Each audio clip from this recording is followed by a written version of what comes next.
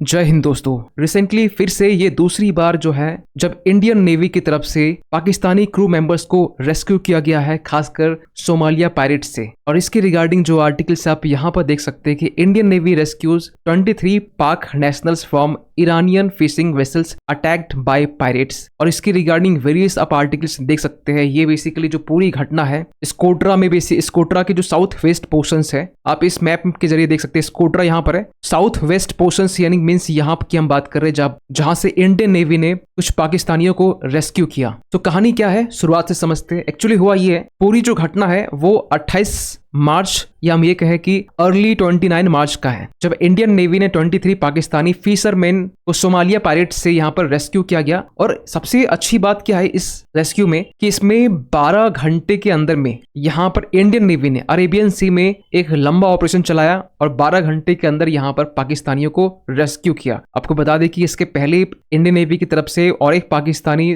जो फिशरमैन की जो शिप थी उसे भी रेस्क्यू किया गया था जनवरी के टाइम में, और वो बेसिकली 48 आवर्स लिया गया था उस टाइम में। इसके अलावा भी बहुत सारी ऐसे शिप है जिसमें 36 आवर्स, 24 आवर्स, लेकिन ये पहली बार ऐसा है जब यहाँ 12 घंटे के अंदर इसे ऑपरेशंस को अंजाम दिया गया। एक्चुअली हुआ ये कि जब एक फिशिंग वेसल्स अल काम्बर, इनकी तरफ से एक SOP भेजा जाता है, स्टैंडर्ड ऑफ प्रोसीजर्स, और इसके बाद में इंडियन नेवी की तरफ से INS सुमेधा ये एक्टिव हो जाती है। और बाद में INS त्रिशूल जो है एक गाइडेड मिसाइल फ्रिगेट शिप, ये भी ज्वाइन करती है INS सुमेधा को, और पूरा जो ऑपरेशन है इसे कंडक्ट किया जाता है। और विद इन 24 आवर्स में यहाँ पर एक इंटेंस कोर्सिव टैक्टिकल मेजर्स के जरिए पायरेट्स से जो पाकिस्तानी 23 पाकिस्तानी इसे छुड़ाया जाता है। इवन की स्पोक्स पर्सन नेवी की तरफ से कुछ इमेजेस भी जारी किए जाते हैं, जैसे ये आपका फिशिंग वेसल अल काम्बर है जहां से 23 पाकिस्तानियों को रेस्क्यू किया गया। कुछ इमेजेस और भी शेयर किए गए जैसे कि आप यहाँ पर देख सकते हैं, और इस इमेज में आप बखूबी यहाँ पर देख पाएंगे ये जो बेसिकली यहाँ छोटी सी इमेज जो दिखाई दे यहाँ पर, जहां पायरेट्स इस शिप को कैप्चर किए हुए बैठे हैं। जब यहाँ से रेस्क्यू किया गया तो यहाँ पर टोटल जो पायरेट्स थे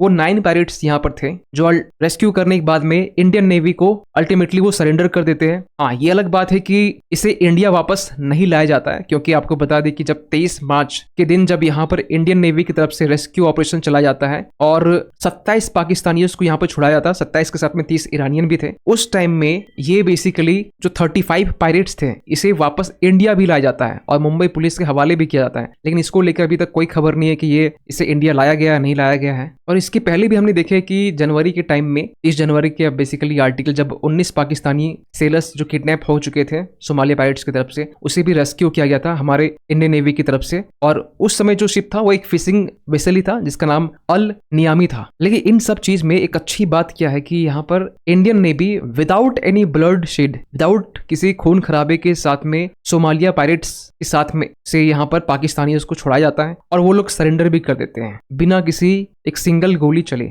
और ये इंडियन नेवी का सेकंड ऑपरेशन है पाकिस्तानी को छुड़ाने के रेस्पेक्ट में, क्योंकि इसी मंथ की हम बात करें तो यहाँ पर इंडियन नेवी ने 30 ऐसे सोमालियन पायरेट्स को सरेंडर करवाया था, लेकिन वो दूसरी शिप थी। लेकिन जो पाकिस्तानी जो 24 आवर्स के अंदर जो 19 पाकिस्तानी को जो छुड़ाया गया था, ये जनवरी की बात है बेसिकली। ये सेकंड ऑपरेशन इस बार का है। फर्स्ट ऑपरेशन जो 30 जनवरी के आसपास में चलाया गया था और उसमें 24 आवर्स लगे थे। और जब यहाँ से रेस्क्यू करने के बाद ना, जब पाकिस्तानी वापस जब जा रहे थे अपने देश, उस टाइम में ना यहाँ से इंडियन नेवी ने ये कहा बाय बाय, आराम से जाना। इसके रिप्लाई में यहाँ पर जितने भी पाकिस्तानी थे वो भी यहाँ पर एक गुड गेस्टर्स यहाँ पर शो किया गया, थैंक यू बोला गया, बाय बाय इनकी तरफ से भी इंडियन नेवी को बोला गया। इवन की ईरान की गवर्नमेंट ने भी यहाँ पर रिस्पॉन्स किया था उस टाइम में, लेकिन पाकिस्तान की जनता ने यहाँ पर तो थैंक यू कहा, धन्यवाद कहा, लेकिन पाकिस्तान की गवर्नमेंट की तरफ से कुछ भी ऐसी रिस्पॉन्स कुछ भी नहीं कहा गया। हाँ, उनके अखबार में जो उनका जो अखबार है डॉन अखबार, उसमें ये खबरें छापी गई थी, लेकिन कुछ इस तरीके से कि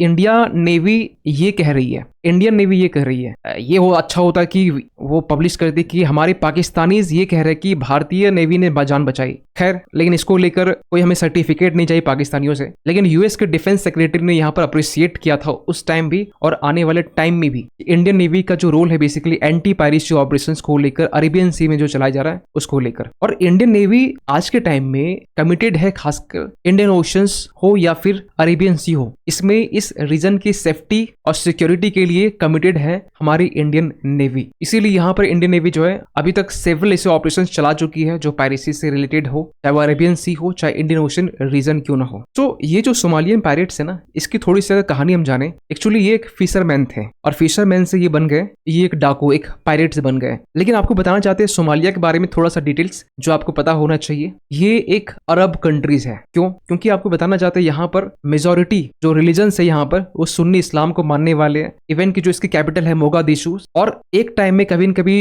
इटली और यूके इसकी कॉलोनी हुआ करती थी और 1960 के टाइम में ये आजाद होता है। लेकिन बहुत टाइम तक इसकी जो इंडिपेंडेंस है वो आगे कंटिन्यू नहीं रहती, क्योंकि आपको बताना चाहते हैं कि इसकी टोटल जो एरिया है वो 637.657 किलोमीटर के आसपास में है। सॉरी ये कॉमा है। और पॉपुलेशन की बात करें आज के एस्टिमेट के अकॉर्डिंग तो यहाँ पर 25 मिलियन के अराउंड यहाँ पर इनकी पॉपुलेशन है। लेकिन 1990s तक में, मीन्स 1960 जब ये आजाद हुआ और 1990 तक में यहाँ तक कोई भी इसे पायरेसी होती नहीं थी। लेकिन 1990 के बाद में यहाँ पर सिविल वॉर होता है और सिविल वॉर के बाद में यहाँ की गवर्नमेंट, यहाँ की नेवी दोनों यहाँ पर एक क्राइसिस का सामना करते हैं। इसके बाद में यही जो फिशरमैन है, यही फिशरमैन आगे चलकर बनते हैं सोमालियन पायरेट्स। और शुरुआत में ये जो शिप वहां से गुजरती थी, इस शिप से रैंसम लिया करते थे, या कुछ हिंदी से बोले तो हफ्ता वसूली किया करते थे। यहाँ तक कि 2005 तक टाइम आते आते ये एक बिजनेस बन चुका था और ये इतना बड़ा बन चुका था ये बिजनेस कि इसके लिए एक पायरेट स्टॉक एक्सचेंज बनाना पड़ा। और जब ये बन गया तो यहाँ पर जो लोग इन्वेस्ट करते थे, कुछ लोग आए इन्वेस्ट किए ताकि जो रॉबर्स ऑपरेशन है उसको फंड किया जा सके। और उसके बाद से ना सोमालिया की जो इकोनॉमी है फुल्ली डिपेंडेंट हो गई पायरेसी करने में। लेकिन ओवर द टाइम 2010 के टाइम आते आते ये बेसिकली पूरी जो पायरेसी है वो खत्म हो जाती है। लेकिन फिर से कहीं ना कहीं एक अफवाह या हम ये कहें कि जो बातें निकल के आ रही है कि सोमालिया पायरेट्स रिटर्न आ चुकी है और ये अल्टीमेटली ग्लोबल शिपिंग क्राइसिस जैसी जो सिचुएशन है वो क्रिएट कर रही है। यहाँ तक कि यही जो सोमालिया जो पायरेसी है ये एक्सटेंड करते करते ईस्ट अफ्रीकन कोस्ट तक भी आ रही है, या हम ये कहें कि पूरी अरेबियन सी की हम यहाँ बात करें, पूरी यहाँ इस पोर्शन में यहाँ तक भी इनके जो वर्चस्व है वो देखे जा रहे हैं। सो रिसेंटली अगर इनका वापस एक्टिव हो जाना, इसके पीछे सबसे बड़ा रीजन जो एक्सपर्ट्स मानते हैं यमन के जो होतीस है, यमन के होतीस का रिसेंट में जिस तरीके से नवंबर से लेकर अब तक यहाँ पर जो गुजर रहे शिप के ऊपर जो अटैक देखा जा रहा है, कहा जा रहा है इसी का एक एडवांटेज लेते हुए यहाँ पर इन्होंने भी पायरेसी करना स्टार्ट कर दिया। लेकिन ये फिलहाल अभी सफल नहीं हुए, क्योंकि जितनी पायरेसी इन्होंने की है हर बार इंडियन नेवी ने असफल किया है, हर बार रेस्क्यू करके सरेंडर भी करवाया है। सो आप क्या मानते हैं इस पूरे इवेंट को लेकर? इंडियन नेवी ने जिस तरीके से ये दूसरी बार पाकिस्तानियों को यहाँ से रेस्क्यू किया है, और क्या आप मानते हैं कि पाकिस्तान गवर्नमेंट की तरफ से एक थैंक यू भरा मैसेज आ जाए, या फिर बिना थैंक यू का भी चल सकता है? कमेंट कीजिएगा। मिलते किसी अगले वीडियो में, तब तक के लिए थैंक यू सो मच।